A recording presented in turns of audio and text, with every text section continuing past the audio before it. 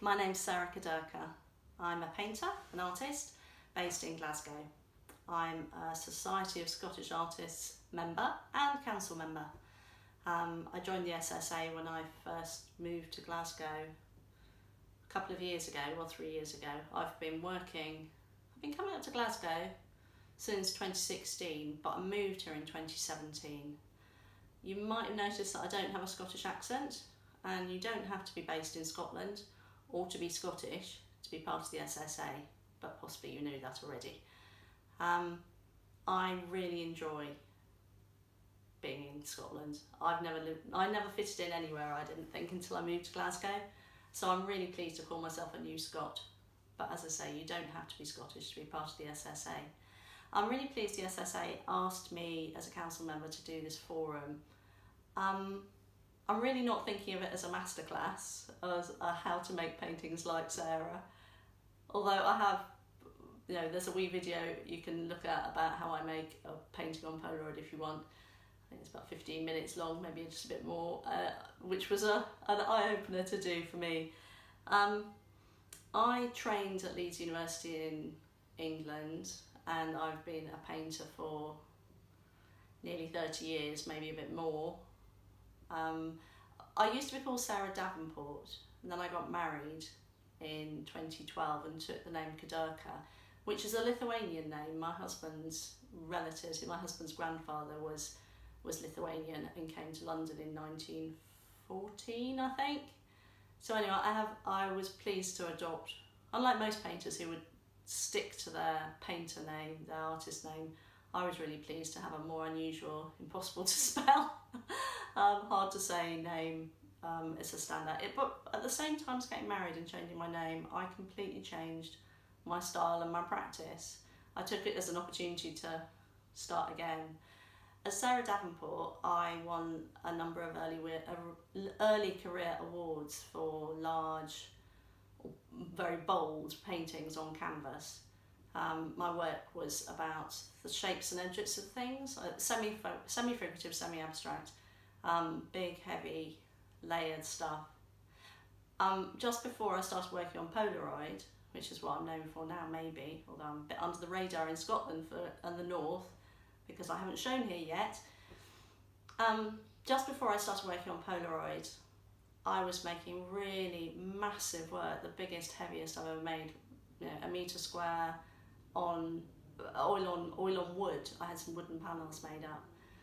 Then we got married, and oh gosh, I should take it back a bit, but anyway, we got married and I started working on this Polaroid series, and now I can put, rather than these big heavy things that I used to have to hire vans for, I can put hundreds of these in my backpack and put a show on with ease all around the world.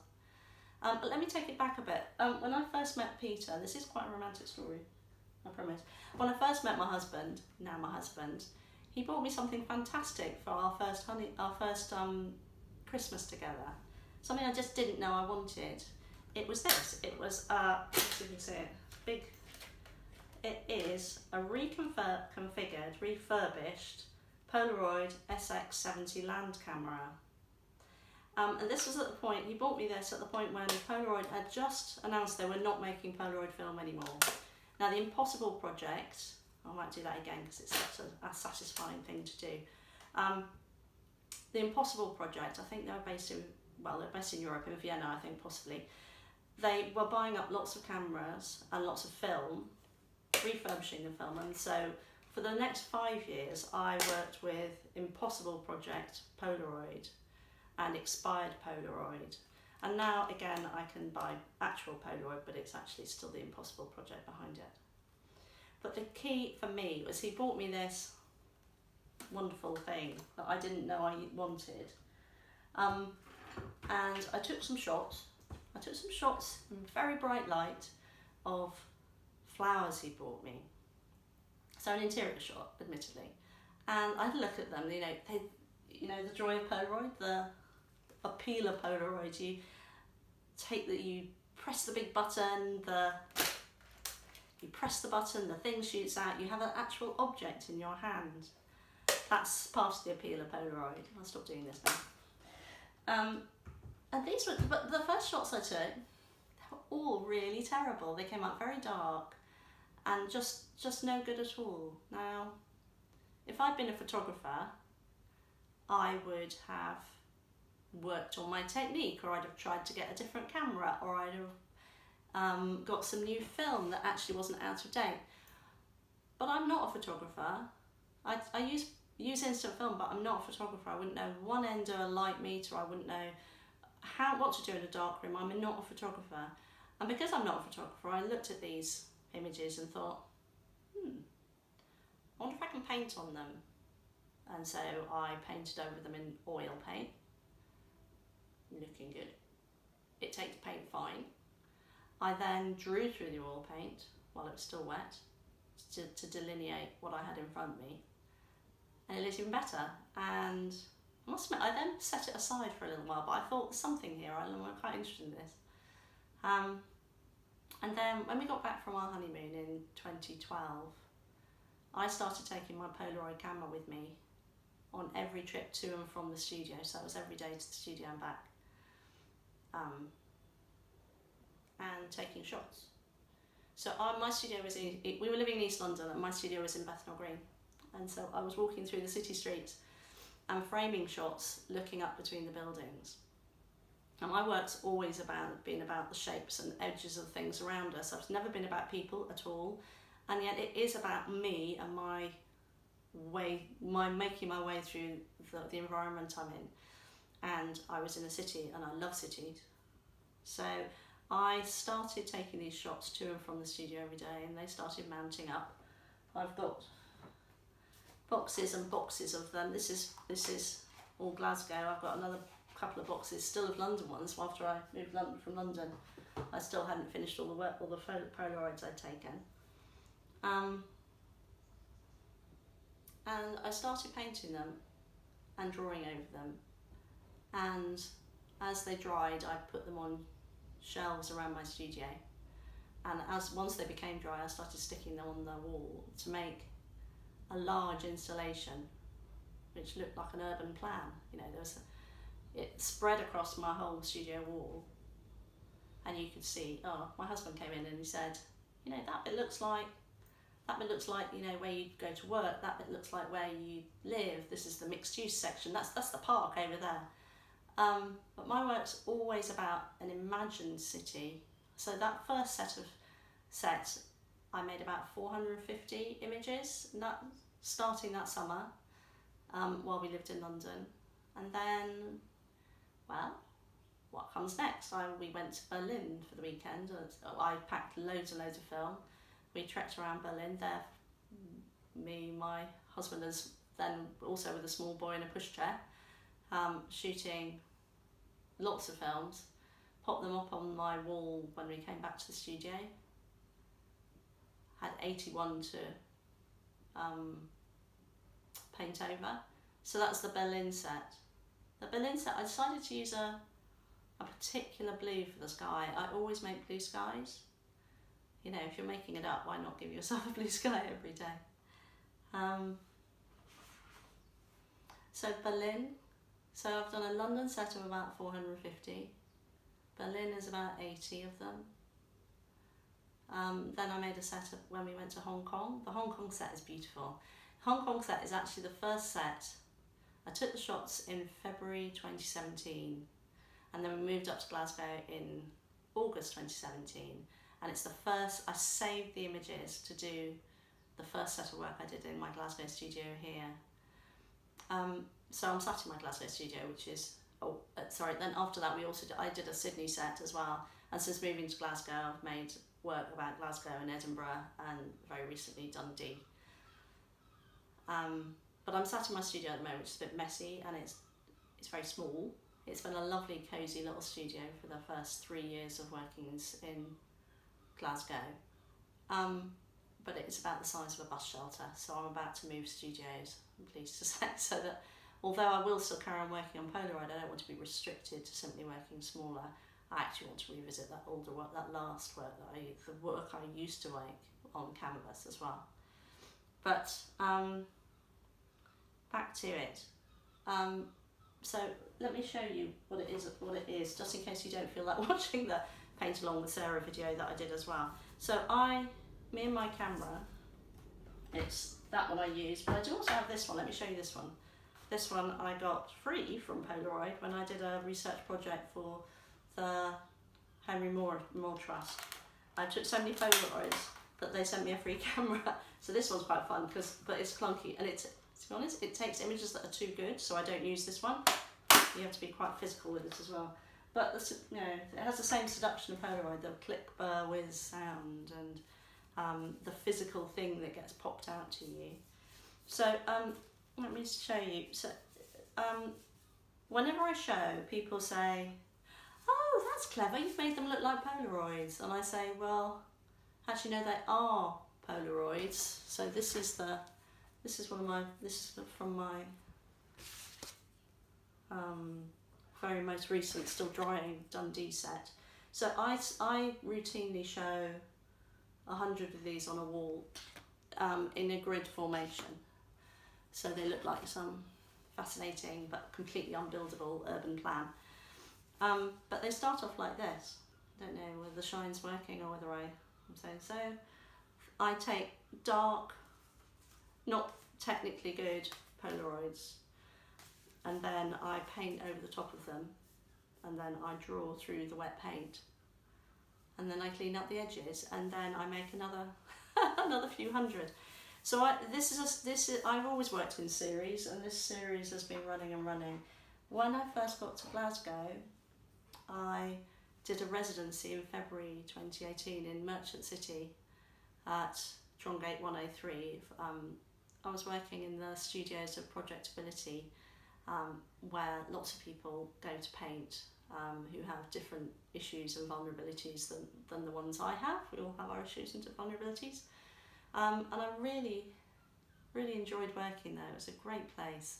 And I set myself, possibly rather stupidly, I set myself a target of doing 100 Glasgow blue sky Polaroid city images in a month. Now, February 2018 turned out to be a very, very snowy month. So I rather regretted setting myself this target. Some days I was having to make 14 paintings, and to be honest, 6 to 8 in a session is comfortable. One day I had to make 17 or 14 or something, and I didn't particularly enjoy that. It was a bit stressy. There was days when because it snowed, I couldn't get into the building, and anyway, but it was really good. And then I was so productive in that one particular month. I then sat in my studio waiting for them all to dry and didn't get a whole lot done the rest of the year. But November of 2018, I showed that set of work back in Trongate 103, and I was really, really pleased with how it looked. I like a whole wall of these pictures, but you'll see behind me, and it's a shine on it. I'm sorry I haven't unpacked it because I'm just about to move studios. But I thought, well, I like to see my images in 2s or 3s, triptychs of fab for these works. I like them in multiples. The Trongate 103 installation I did was all the 100 that I made in that month I usually do a square grid, but actually after photographing them as a square grid, I then spread them horizontally along the wall, and it looked so amazing, because then, although there's no narrative in my work and there are no people, your eye is led through a city and round a city, and it's an empty city because I'm pointing my camera upwards to capture the shape of the sky in between the buildings. That's my compositional interest, and so I'm the only one who's well, I'm not in them either. There's no people in them, but you can picture yourself going through this imagined city, and they are an imagined city. There are lots of people, lots of artists who do cityscapes that are very beautiful, especially Scottish cityscapes, as colourful as my stuff. But I don't do cityscapes. I'm doing reimagining the city from inside my head. So actually, if you try to use my work to steer around Glasgow city centre or Edinburgh or Dundee that I've just worked on, you wouldn't get very far because I make it up as I go along. I take a shot, I delineate the sky shape that I want, and then I block in the buildings, and then I make it up. I take things out, I put things in, I put in windows where there weren't windows. They're about cities that come out of my head. They're intentionally quite cartoony, or at least, no, they're more like storyboard. They're more like, well, they're a bit like a Hanna-Barbera car chase city that you can, that you'd zoom through as a cartoon character. But I don't work with narrative. They're a series of squares, so they look like a storyboard, they look like a cartoon strip, as though you're going somewhere, but I'm blocking that at every point because I'm moving you on to the next one, I guess, without giving you a story. But having said that, people always bring a story to whatever you're making, especially to, I can't remember quite often where the street was that I was photographing, but people will come along and go, oh yeah, that's the building I work in, or that's where I live, which is great. But I have to just bite my lip because I can't remember where these images are, and I made them up so much they could be. They're an unreliable document about a particular city, but they're not about the city as it is. What was I going to say?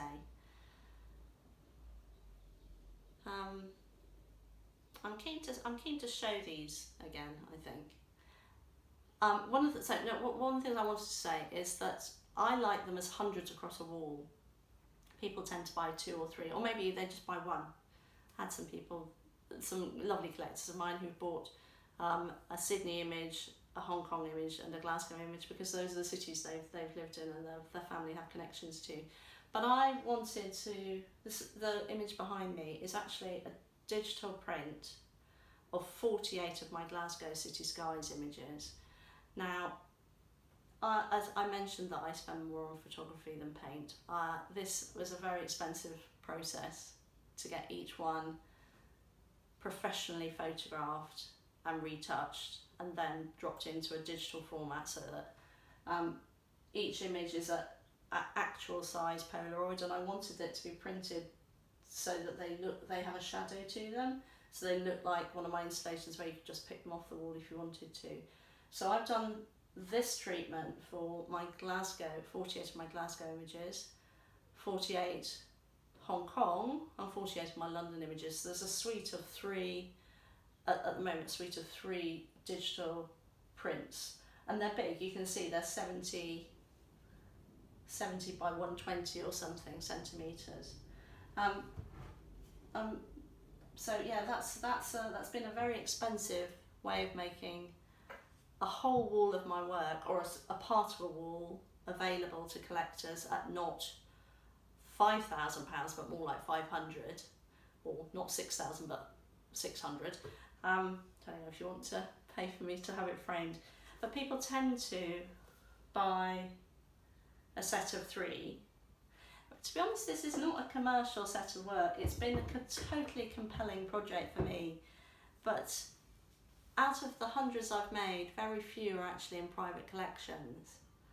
I've had no interest from galleries. I've had lots of interest from the shoot film fraternity community worldwide, actually, which has always surprised me. As I say, I'm not a photographer, but the photographers have been the most interested in this. When which is nice. I thought people would be a bit offended by me obliterating beautiful Polaroid things. People can be quite precious about a Polaroid image. I'm only precious about a couple of them, but I obliterate them. I make them something completely different. Then they fall between drawing and painting, but they don't end up being a photograph at all. They just happen to be on photographic paper. That's the surface I work on, which is what makes my work unusual from other painters, I guess. But the first time I showed them to a gallery, I was so excited about them because it's a really, it's much more original and interesting than the work I was making on canvas, which was easier for galleries to get their heads around. But for the first gallery I showed them to, said, "Oh no, wouldn't touch Polaroid with barge pole," and I was a bit dismayed. I thought, oh well, it's not going to stop me making this work because it's really interesting.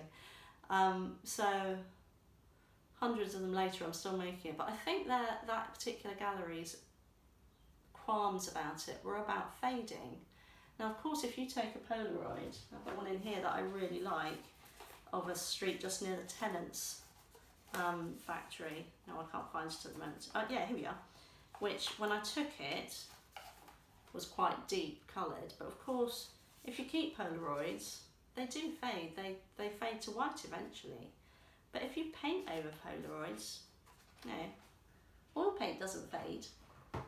The only bit that would fade is anything that's not painted. So you might get some discoloration in the white frame around it.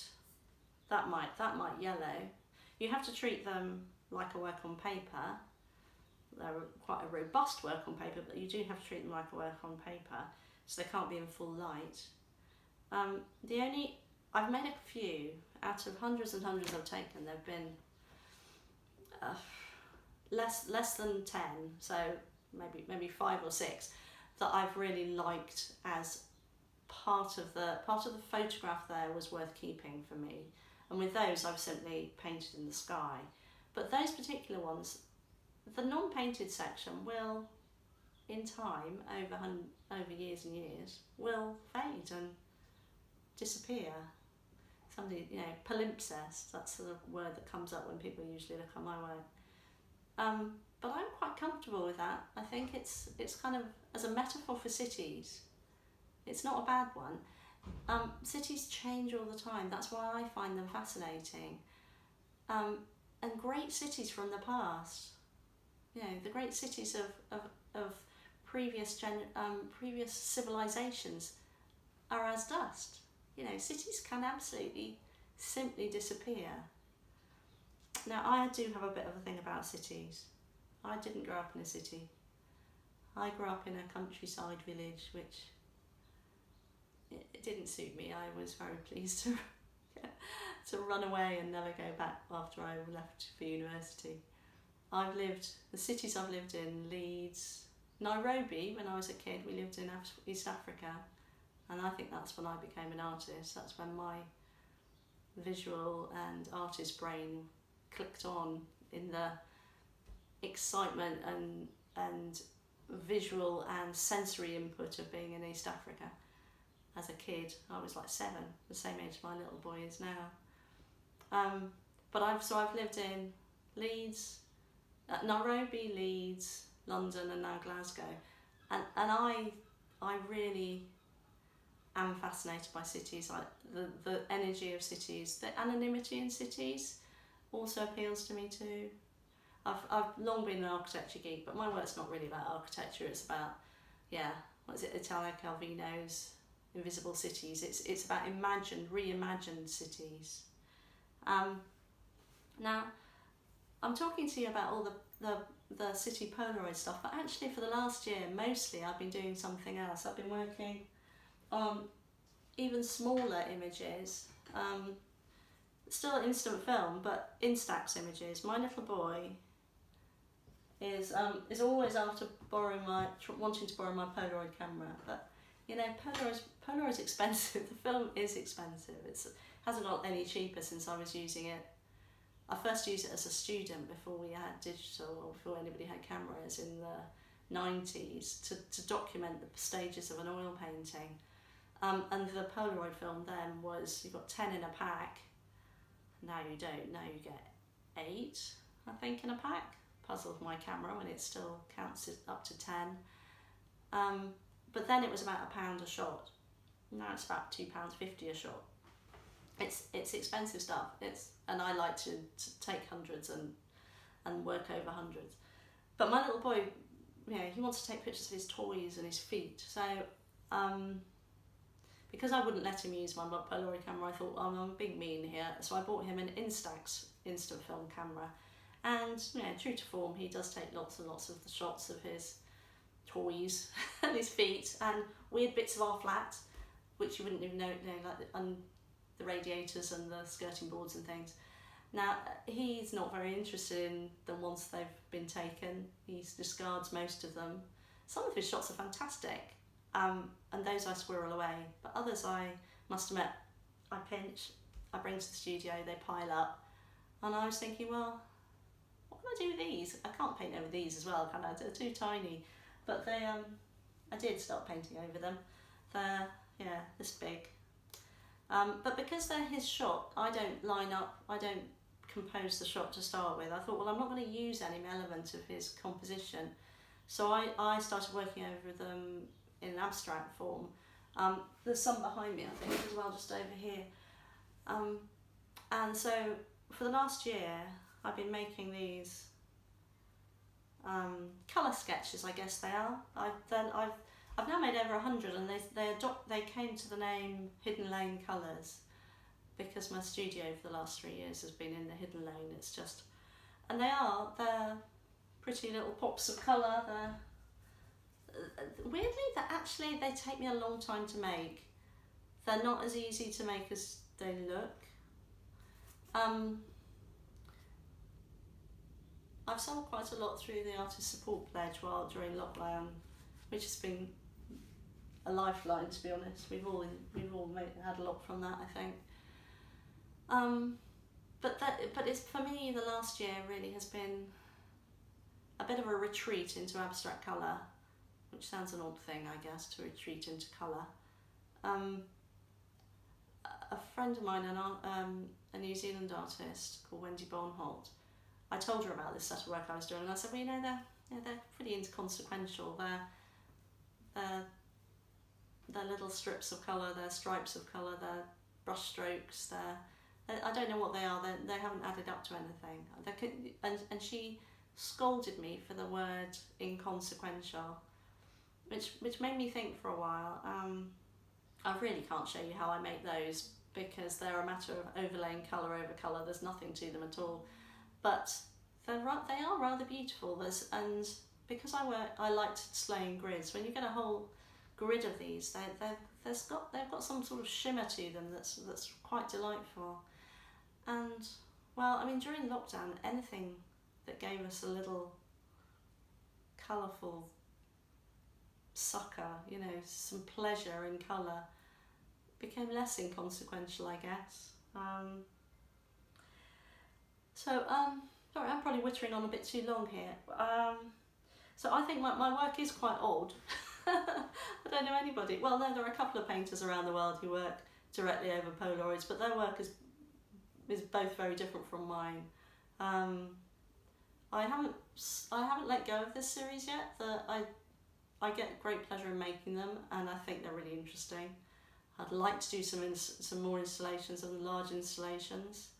I need to plan a show for them. I haven't shown in Glasgow. I haven't shown in Scotland yet. For anybody who thinks getting onto the SSA Council gets you into the show, it's not true. I haven't even been on an SSA show yet.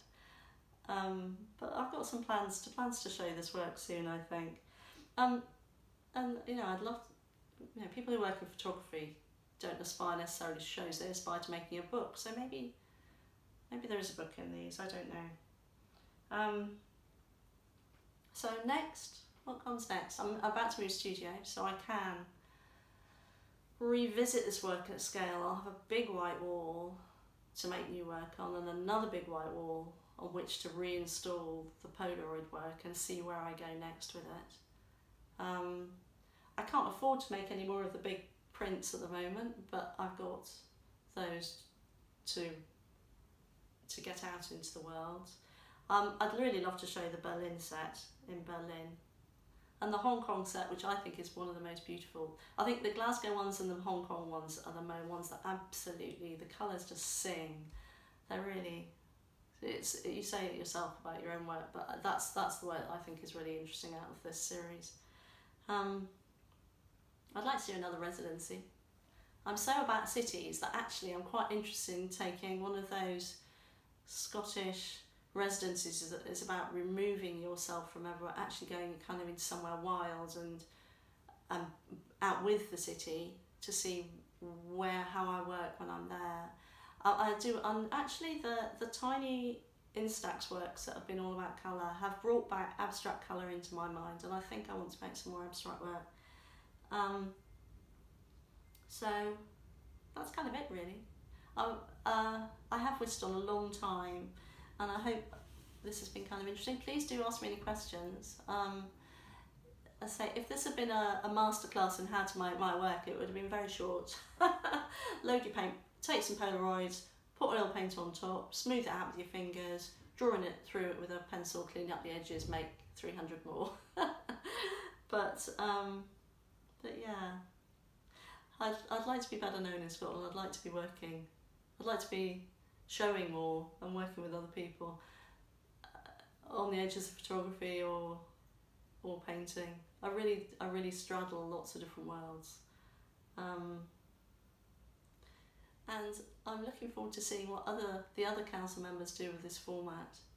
They're probably going to be very different. I'm sure we'll all be very different in how we approach this. I approached it kind of as a show and tell.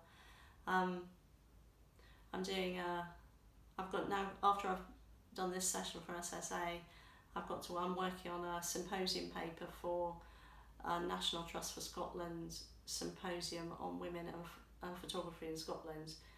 And as I say, I'm not a photographer, but I do sort of exist in that space, as well as being as a fine artist.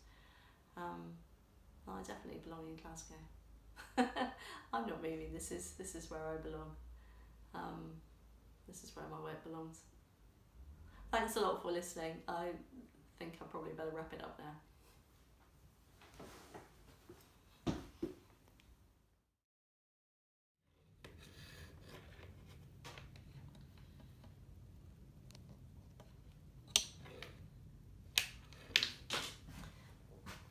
So, my name's Sarah Kudirka. I work on Polaroids. I take bad Polaroids. Me and my camera go out on a hot sunny day or a bright sunny day, and the results are not what you'd call good Polaroids. So what I do with them, and this has been a series that now I've been working on since 2012, you see, I take shots of the shape of the sky in between buildings. That's my composition. Then I work over the top of them to make them into something really quite different. What I'm going to do today is I'm going to try and do that process in front of you. Now, I have never done any teaching. I've never done a workshop in this. I've never let anybody in the studio doing this to watch me do this. So let's see how it goes. So mixing paint to start with, which I probably should have done before. I work usually with Michael Harding paints and Norma Schminker paints.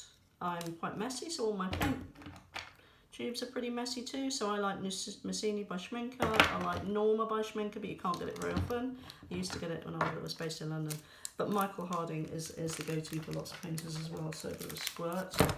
I use a palette knife to mix paint, and then I paint with quite large brushes. There's my palette knife. Right, okay, so I'm mixing up a blue to be my sky.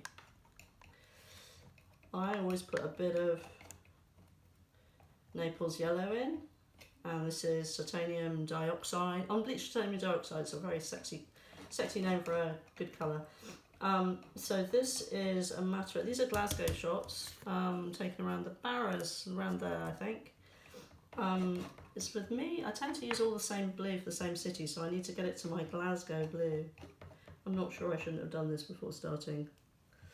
I guess I should. So, but you never know, people like to watch mixing paint on the internet, don't they? So, am I close to my Glasgow blue? I'm not far off, a bit more cerulean. I have a different blue for each city. I just came up with a lovely blue for Dundee. My Glasgow blue, it's a very blue one. Glasgow needs some more blue skies, I figured. But I did a different blue for Hong Kong and one different one for Berlin as well. It's one of the things that's where I remember which city I'm doing. Well, it's not quite my Glasgow blue, unfortunately, this one yet. Let's have a bit more blue out to see if I can get it there. So yeah, that's looking closer. I like to get it really quite opaque and a nice gloopy blue. Yeah, that's close. Behind me you can see my Glasgow print, which is called I Love Glasgow. I love the city even more when the sky is blue. I use a medium, I use a Robertson Glaze medium to just well, not as a glaze, but as a medium, as a mixing medium for the paint. It dries it more quickly, and it makes it nice and viscous. That's what I figure anyway. So this is the bit I like best. Blocking out skies. I hope you can see this. I'm not going to do this upside down. I'm going to do it my way up. So as soon as I've got... So you see what I do is I just paint directly onto the Polaroid. This is not rocket science. I've never tried to do anything big or clever or technically clever. But there are only a couple of people in the world, us in the world, who I know work over Polaroids. And we all do it quite differently. There's a guy in the States who obliterates self-portraits all the time. And there's a guy in London who's doing it just as unkind, who is doing splatty kind of obliteration things. And I do obliterate many hundreds of Polaroids a year. But I do it, and we all have our own subject matter, don't we? And my subject matter is to do work with cities. So I'm quite keen on my ones where I have lampposts at the moment. So there's a blue sky for Glasgow. Enjoy Glasgow. We had all the rain yesterday, but we've got some sunshine in my Louise studio today. I'm finding it quite weird talking the whole time I'm painting. But so what I do is I block in the skies. Just realised I'm going to have to mix some more paint. Get some more paint colours on my palette for the buildings.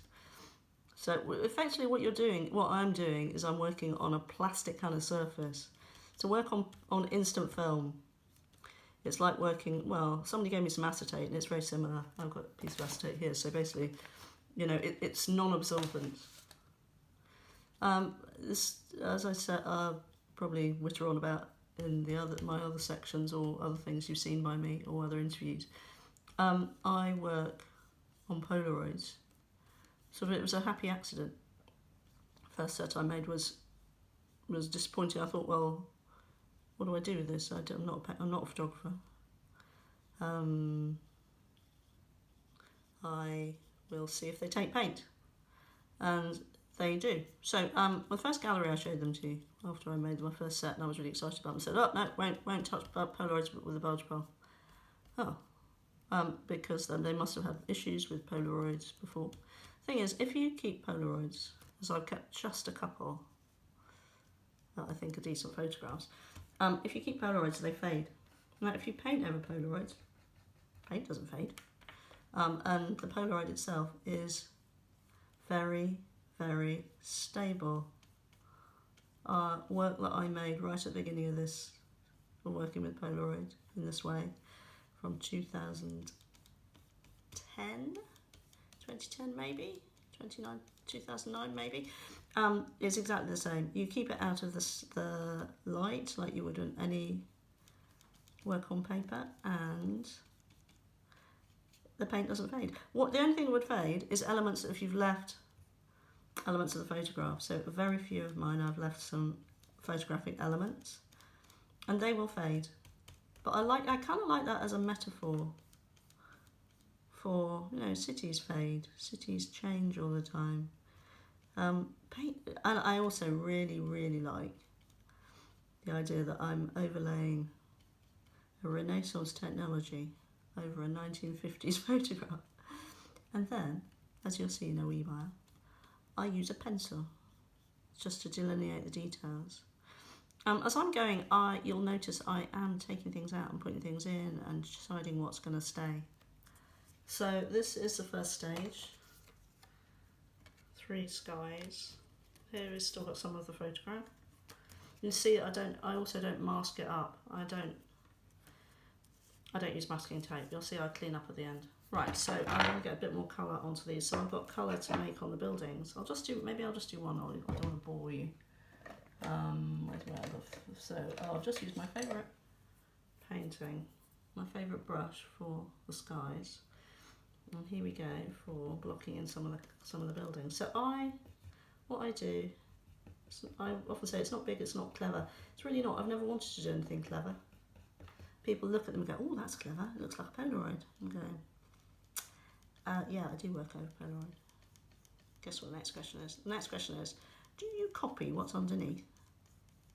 I said, well, I'll start with what's underneath, and then I'll make something quite different using what was underneath as my jumping off point. So let me, so this is, I'm building, I need a bit more colour. I need some different colours in here. I make it up as I go along, don't we all? I like to get some orange in these, and I like, well, see, I don't go with the naturalistic colours of the buildings, very rarely, if at all. I do like a bit of pink and a little bit of, so I go with the colour values, I guess. So I can see I've got some, you know, a gable end there, which I'm going to pick out. But I think you might see that actually what I do is quite, it's what I do, it's not what anybody else would do. So, you know, you just have to work that one out, don't you? Whether that's worth doing for you. So at this stage I do block things out. I lose things, I add things in, I'm feeling my way to what I want. I certainly don't plan anything. So I've got a nice gable end there, I don't know which, that's the end of the barrows, I think. I've got a nice darker colour behind it, so some green there. This is feeling a bit kind of paint along with Nancy, which is making me uncomfortable. It's probably why I've never done this before. The mass of colour on each one, I tend to sort of.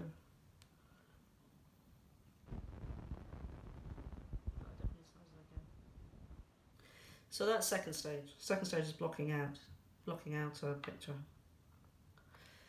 I want to keep going with the other ones, but I guess so you don't get bored, maybe I'll just do a bit.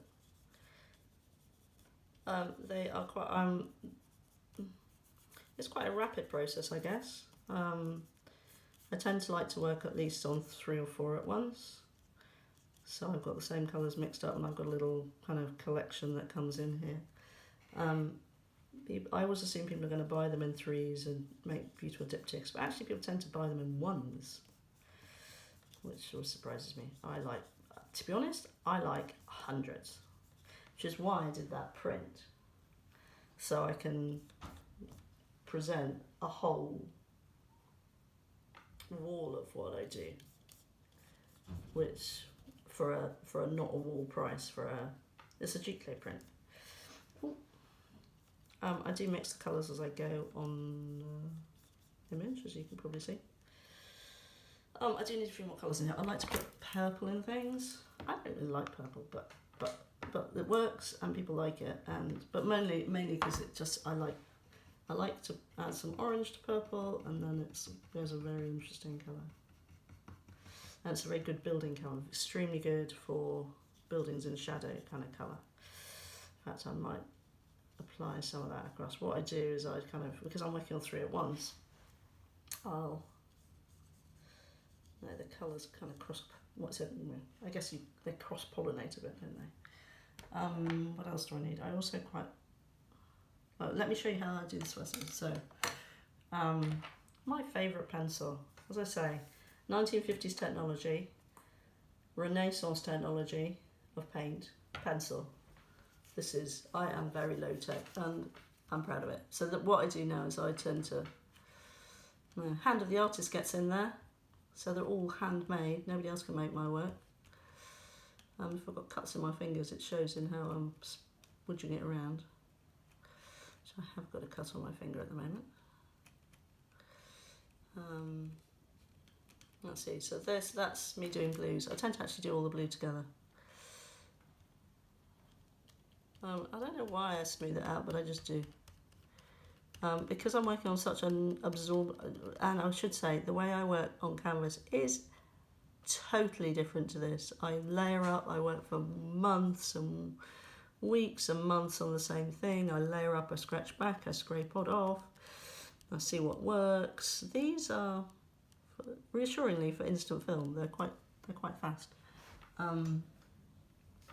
So next stage, so I then use a different finger to do the buildings. Tend to use a different finger for each colour, so they all become the same colour. We're back to the blue finger. Lose the colour in between. Right. So now here I've got an approximation of the buildings that I shot. But hey, they're my buildings now. They're not the buildings I shot. This is where all the invention just comes. So I remember that there was a horizontal line there, but I don't have to stay to this. Now this is my painting. This isn't the city this isn't necessarily the city, this is my painting. I think that was a gable end, but it's not a gable end now. So I then use pattern to delineate windows. If it's not working, I'll scrub it out again, I'll do it again. Always good to get some. I always use at least one of the buildings unpatterned paint. I don't know why, it's just a thing I do. And gable ends look quite good, as they're just left plain. Now I don't remember that had any windows, but it's got some now. So you see, I don't actually respect the image I took very much. I show absolute disrespect to the Polaroid by obliterating it. Last thing I'd always do is I go around the frame. So the only bit of the Polaroid that's left that I've just chosen to leave is the bit that you see glinting through when through my pencil marks. So taking me, or whether it's too short or no. So I've got almost a finished image there. It's so not the image that I shot. It's not one of my images, and it's. I know it was in Glasgow, but it's not. It's not a portrait of those buildings at all.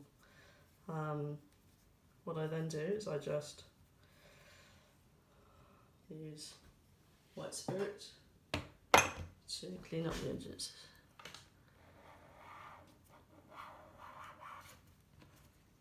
This is the boring bit, this is the annoying bit. If I've made 17 a day, this is the bit that drives me up the wall, having to finish off the edges. But no, I don't want to use masking tape. Masking tape leaves I've always found it leaves a residue when I'm working on it on canvases, so why wouldn't it on Polaroids? And because it's such a tiny thing as a Polaroid, but actually I'm sticking with what I do, with how I do what I do. So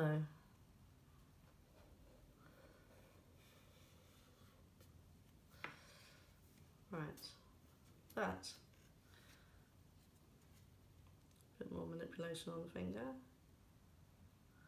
Just make sure I'm right. Smells very painty. Is the finished image. You see, it's on a Polaroid image. It says South Side, so that's one that I took in Glasgow, South Side, probably around Kinning Park. But I can't always remember. Quite often I can't remember. And to me, the point is not where they were. It's, what I make bears little resemblance to what I end up with. So I've got 2 more to do now, but I'm not going to keep those on screen. So that's kind of the 3. Oh, so look, here we are. Here are the 3. I can actually look like I've planned this. Here are the 3 ways I've. So here's a unpainted, sky painted and blocked in buildings, completed with pencil inscribed through the wet paint. Oh, there you go.